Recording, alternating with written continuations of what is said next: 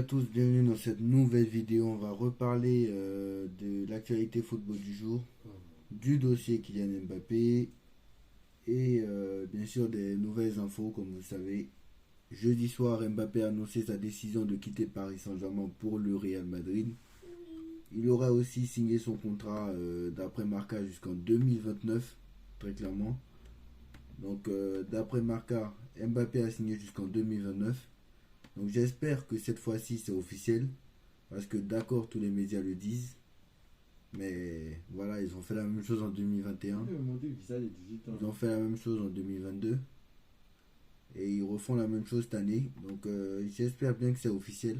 Parce que ni Pérez, ni Mbappé, ni son clan l'a dit. Donc j'espère bien que c'est officiel. Parce que là maintenant, s'il a signé jusqu'en 2029, au moins cet été, on n'en parlera pas.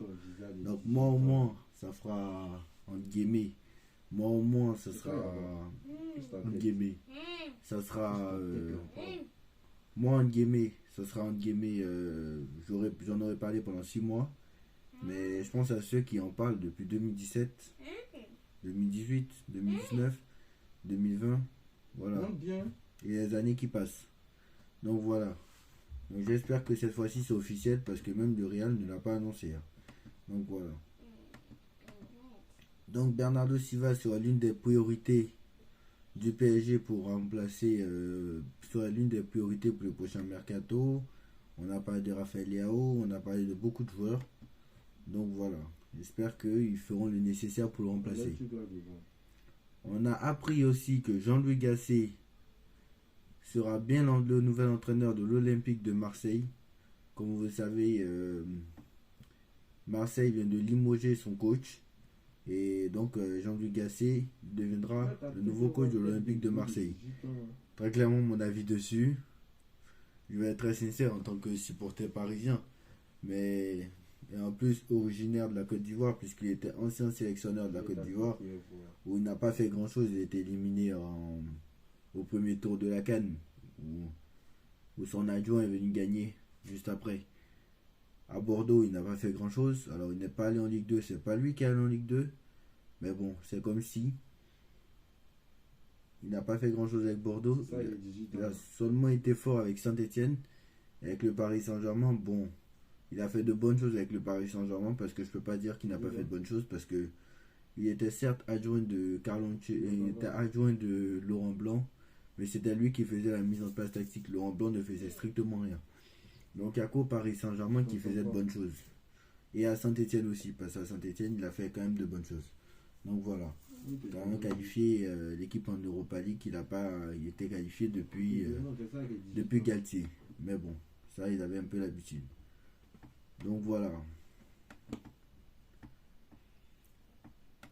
Donc il y a aussi une crise au Bayern de Munich, comme vous le savez. Thomas Tuchel, moi je comprends toujours pas pourquoi il est viré. Pourquoi il n'est toujours pas vu? Pourquoi il est encore au Bayern de Munich? Je comprends. Est-ce que les mecs veulent attendre le huitième de finale retour? Je sais pas. Ou est-ce qu'ils ont trop confiance en eux contre la Lazio au match retour? Je sais pas, mais apparemment ils sont relax, les dirigeants du Bayern. Parce que Hakimi lui veut quitter le Paris Saint-Germain. Déjà Hakimi lui veut quitter le Paris Saint-Germain. Le Real et Manchester City sont dessus. Et le Real veut le signer jusqu'en 2025. Sauf que comme Mbappé s'en va, ils ont tout fait pour que Hakimi s'en va.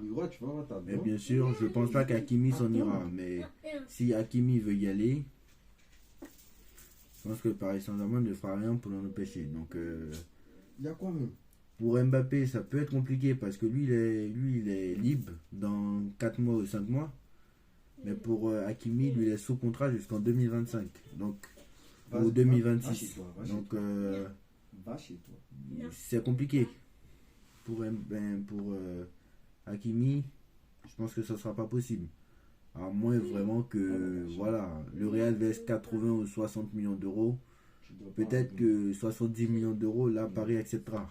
Parce que si Hakimi veut y aller et qu'il verse l'argent, pas de souci. Donc on a appris aussi que Joshua Kimmich veut quitter aussi le Bayern de Munich. Moi très clairement on en a parlé il y a quelques mois. avec le soi-disant échange avec Mukele. Kimmich au Paris Saint-Germain, je dis oui et oui et oui. Hein. Je dis oui tous les jours. Hein. Donc apparemment, il aurait de mauvaises relations avec Tourelle. Donc voilà.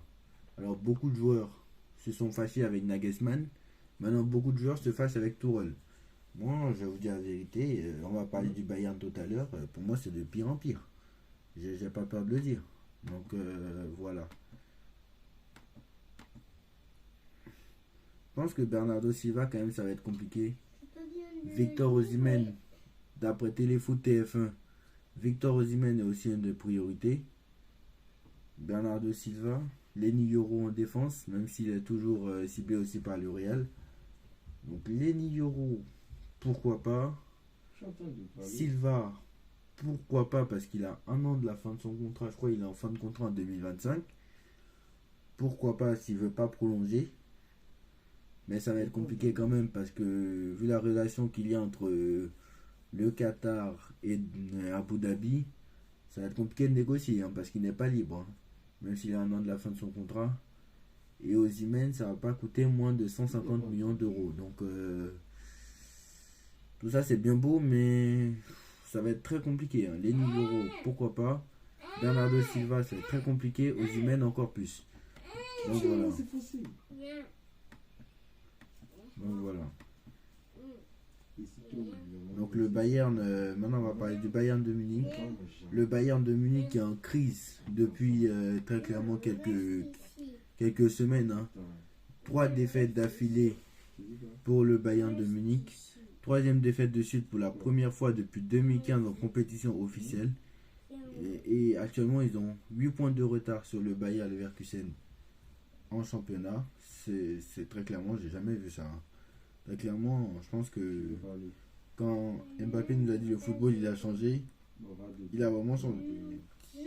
Défaite 3-2 hier ou avant-hier contre ce week-end contre Bochum. Défaite 1-0 contre la Lazio en semaine. Défaite 3-0 contre le Bayer Leverkusen.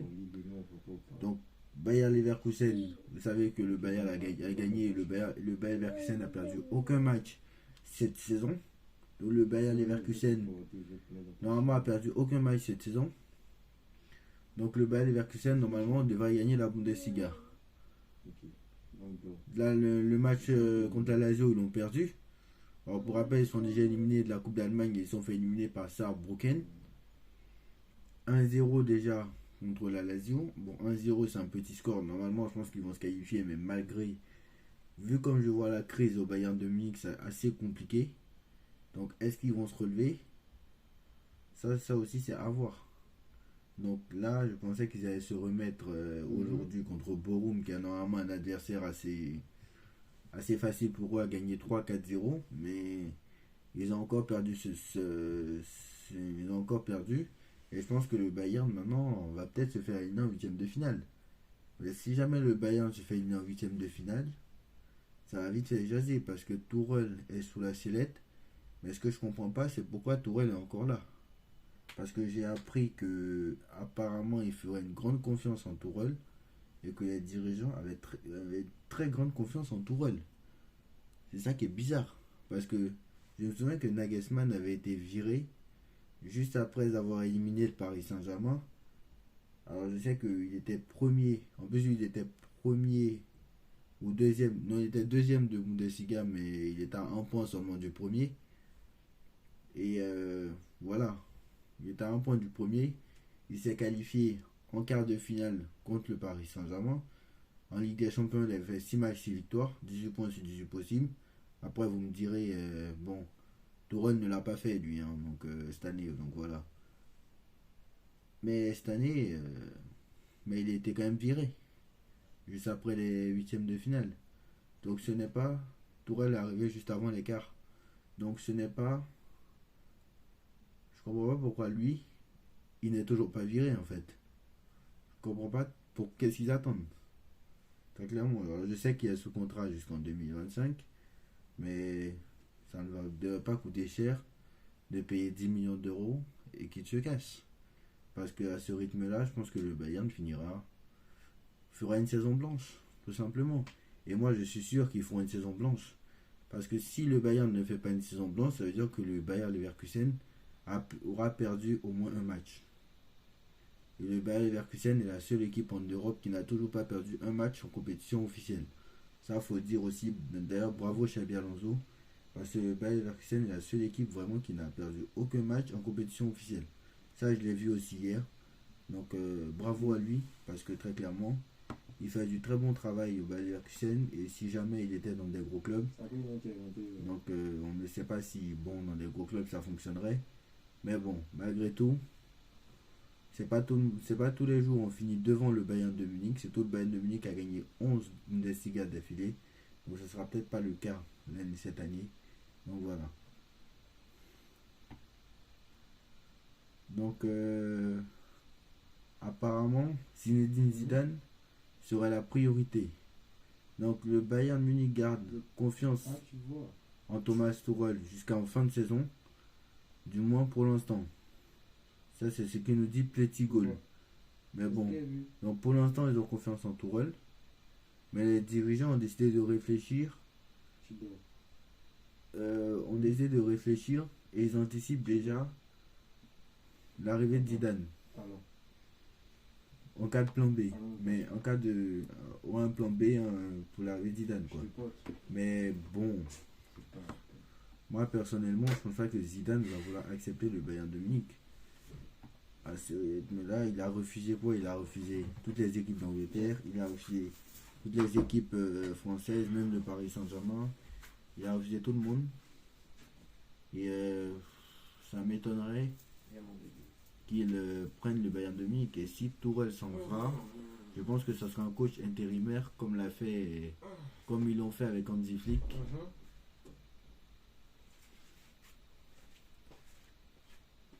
Pour le remplacer. Voilà. Ils vont faire exactement la même chose. Donc en 2019, quand je ne sais plus comment il s'appelle, Niko Kovac. Quand Niko Kovac a été éliminé et a été limogé du Bayern, en novembre, je crois, si je ne me trompe pas, ils ont décidé de prendre celui qui est Hansi Flick, qui va être peut-être le prochain coach du Barça. Ils ont décidé de prendre Hansi Flick. D'ailleurs, ils devaient peut-être faire revenir Hansi Flick. Très clairement. Parce que voilà. Mais bon, bref. En tout cas, ils ont décidé de faire revenir Hansi Flick. Et avec Flick, le Bayern était injouable. Et c'est ce Bayern-là qui a été fort. Parce que depuis son départ, le Bayern n'a jamais été exceptionnel. Nagelsmann n'a rien fait.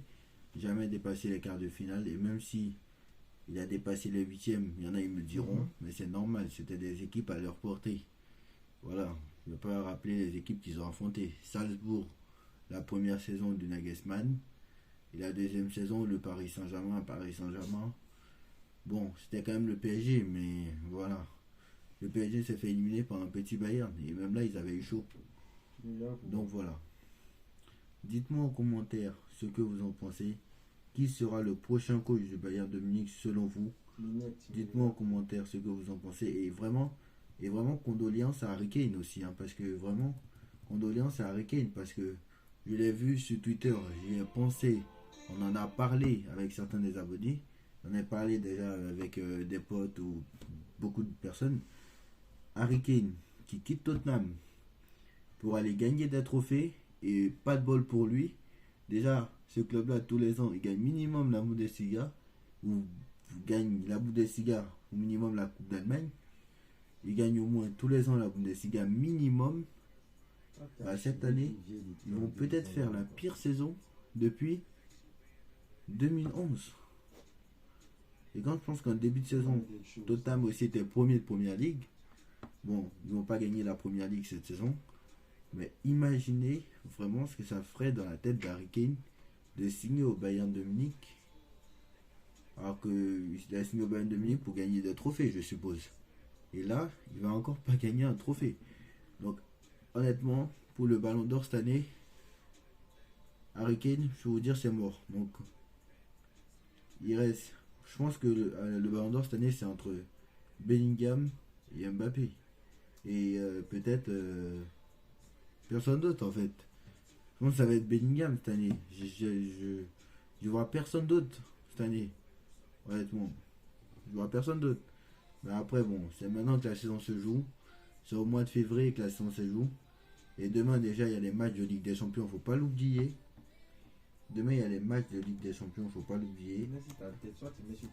Et je crois qu'il y a les matchs de Ligue des Champions. Donc, je vais peut-être regarder. On fera aussi un débrief demain. Inter Atlético, PSG et PSG Dortmund.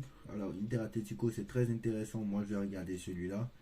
Et mercredi, on regardera Naples Barça et Porto Arsenal. Bon, ça va être très intéressant mercredi.